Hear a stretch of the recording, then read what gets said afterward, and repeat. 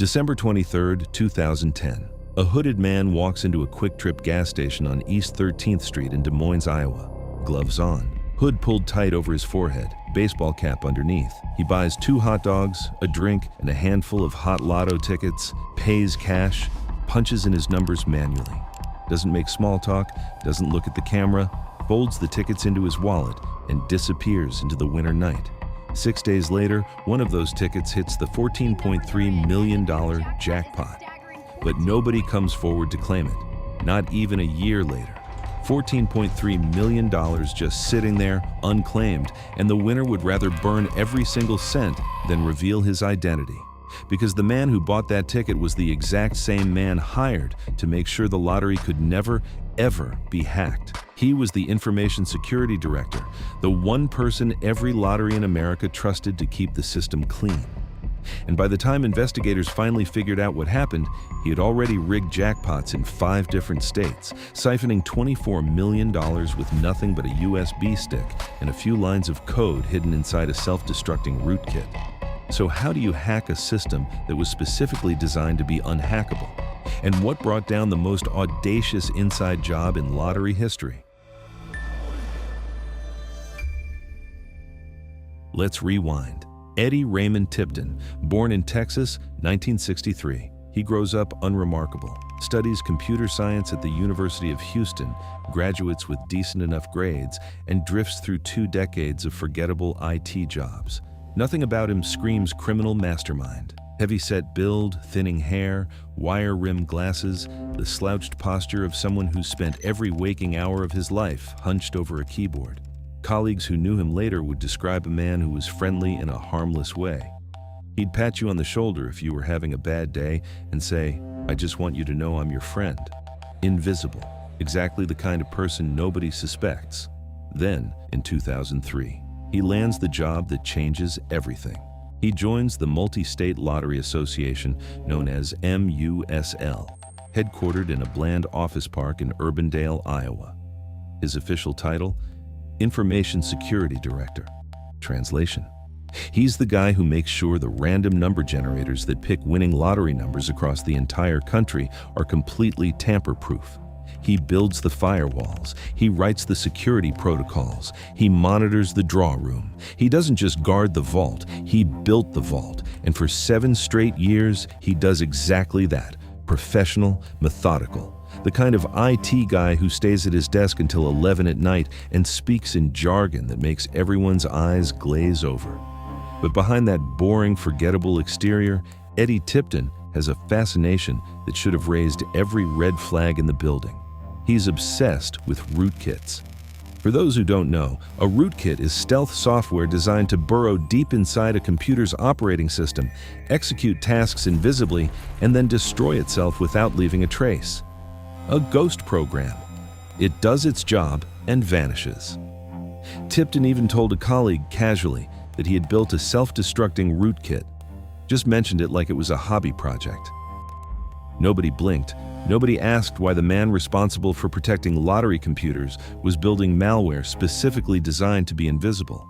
That question is about to answer itself in the most devastating way possible. November 20th, 2010. Late evening. The MUSL draw room in Urbandale, Iowa. This is the most secure room in the entire lottery operation. Reinforced door, glass walls, security cameras recording continuous footage, access logs tracking every entry and exit. 2 dedicated computers inside generate the random winning numbers for Hot Lotto and other multi-state games. Only 4 or 5 people in the entire organization have clearance to step inside. Eddie Tipton is one of them. He walks in that night with a clipboard and a casual explanation. Daylight saving time adjustment, routine maintenance on the system clock. Nobody questions it, nobody even looks up. But here's the detail that changes everything. The security cameras in that room suddenly start recording just 1 frame per minute, 1 image every 60 seconds. The rest is darkness. A gap that Tipton himself had quietly reprogrammed weeks before this night. In those blind spots, alone with the most important computers in American gambling, Tipton pulls a USB drive from his pocket. He inserts it into the random number generator. He executes a file. The rootkit installs silently, embedding itself into the RNG software like a parasite burrowing into a host. It doesn't trigger a single alarm. It doesn't change any visible settings. It just sits there, dormant, invisible, waiting for the right moment to wake up. Tipton removes the USB, slips it back into his pocket, finishes his clock adjustment, and walks out. Total time inside, minutes. And nobody will know what happened in those blind 60-second gaps for years.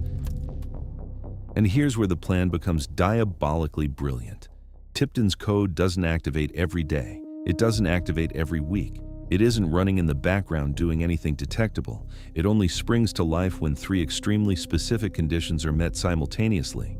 First, the calendar date has to match one of exactly 3 days hard-coded into the program: May 27th, November 23rd, or December 29th.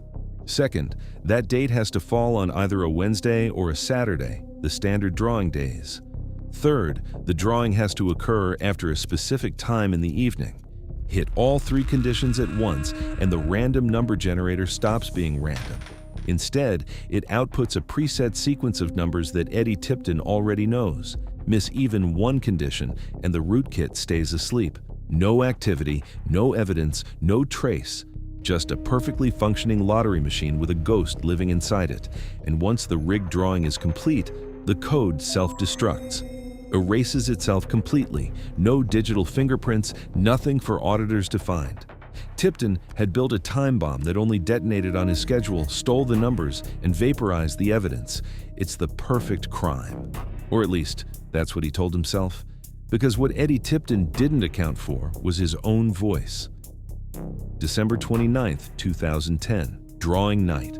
All three conditions are met. The rootkit wakes up. The RNG churns out a set of numbers that look random to every regulator, but aren't random at all. Tipton already has the winning combination memorized. 2 hours before the draw, he drives to that quick trip on East 13th Street, pulls his hood low, slips on gloves to avoid leaving fingerprints, and walks inside like any other customer grabbing snacks on a cold December evening. He buys his hot lotto tickets, punches in the numbers by hand, pays cash, grabs a couple of hot dogs to look unremarkable, has a brief exchange with the cashier, walks out without looking at any camera. Done. Nothing memorable.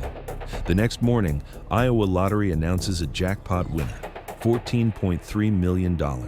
Nobody comes forward. Weeks pass, months drag on. Iowa newspapers start running headlines asking the obvious question, where's the winner? Because how does someone forget they won $14 million? They don't, unless claiming that money means confessing to a crime. As a MUSL employee, Tipton is legally banned from playing the lottery, let alone winning it. If his name surfaces anywhere near that ticket, everything collapses. So he needs someone else to step forward, a proxy, a clean face with no connection to him. And this is where things start falling apart. Nearly a year after the draw, with the claim deadline closing in like a wall, desperation takes over. The ticket has an expiration date. After that, the money goes back into the lottery fund, gone forever. On December 6, 2011, a voice calls Iowa Lottery headquarters. The caller says the ticket belongs to a corporation called Hexam Investments Trust, based in Belize, an offshore entity. The real owners want to stay anonymous. Iowa officials hear this, and every alarm in the building goes off simultaneously. Iowa law requires winners to publicly identify themselves. No name, no payout. The claim is denied on the spot. But Tipton doesn't quit. On December 29th, an attorney from Quebec walks into Iowa Lottery's office physically holding the winning ticket. He demands the $14.3 million on behalf of a client he refuses to identify. Iowa officials ask one question: name your client or leave.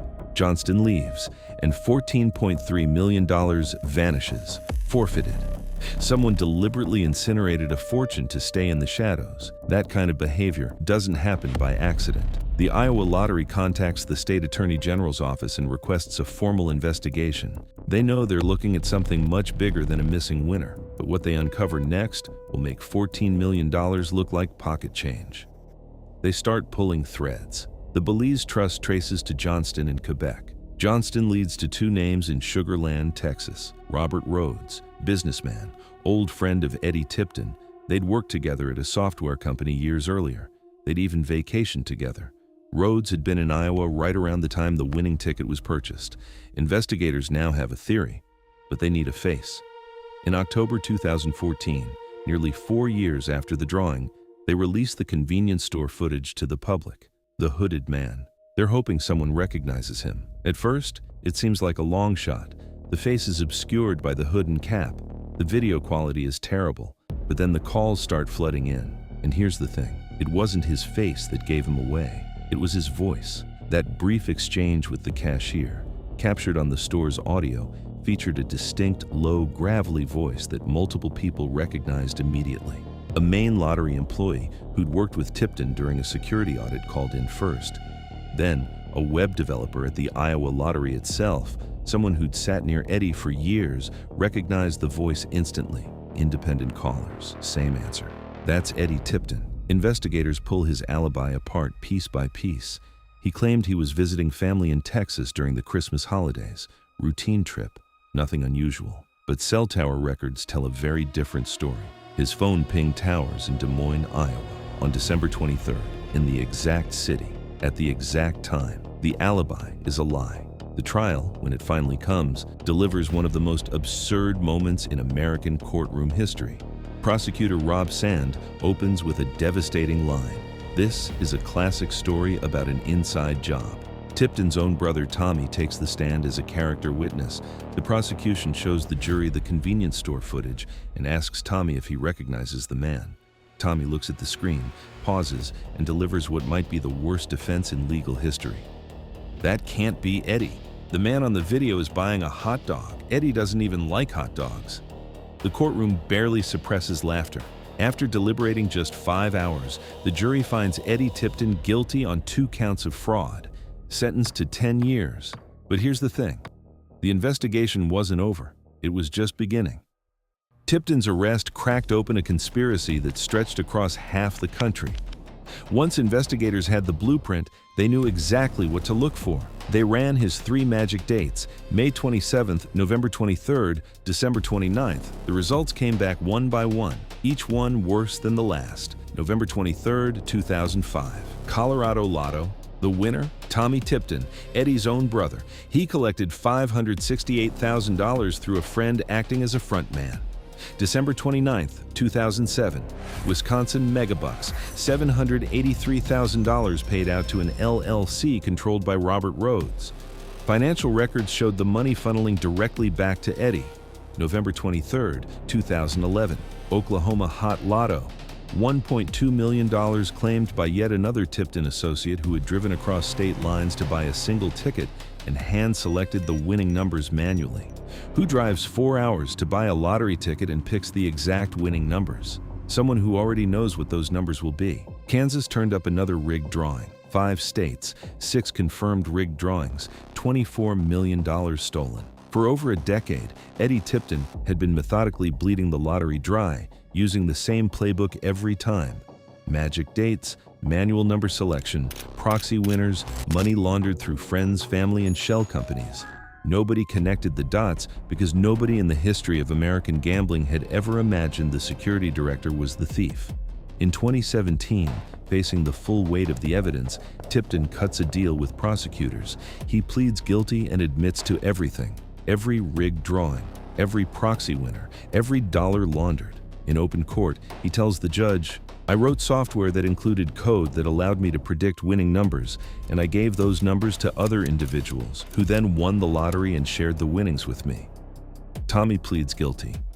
Rhodes pleads guilty.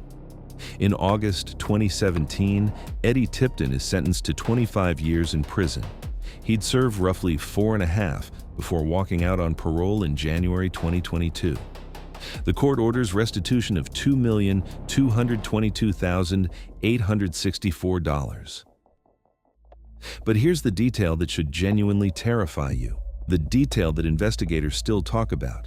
Tipton's rootkit was designed to self-destruct after every rigged drawing, and it worked every single time. On every machine in every state, the code erased itself flawlessly. So how did they prove the hack? When MUSL eventually retired and decommissioned old lottery computers, every state followed protocol and wiped their machines clean before disposal.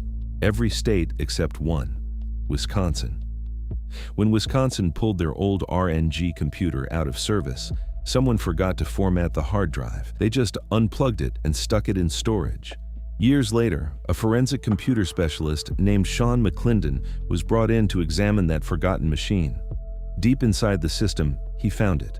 A hidden DLL file, still intact, still containing the hard-coded dates, the activation conditions, and the preset algorithms that proved everything. One state's clerical oversight, one forgotten hard drive. That's the only reason the blueprint of Eddie Tipton's perfect crime ever saw the light of day. If Wisconsin had wiped that computer like every other state did, there would be no forensic evidence, no smoking gun, no proof the code ever existed. Eddie Tipton might still be sitting in that Urbandale office right now, filing routine maintenance reports and quietly picking winning numbers across 5 states every year. You'd be standing in line at a gas station, filling out your lucky numbers, genuinely believing the system was fair. And a quiet, forgettable man with wire-rimmed glasses would already know exactly which numbers were going to drop before the first ball even rolled. The man who built the perfect ghost was undone not by brilliant detective work, not by cutting-edge forensics, but by one state forgetting to wipe a hard drive. The ghost survived, and it told everything.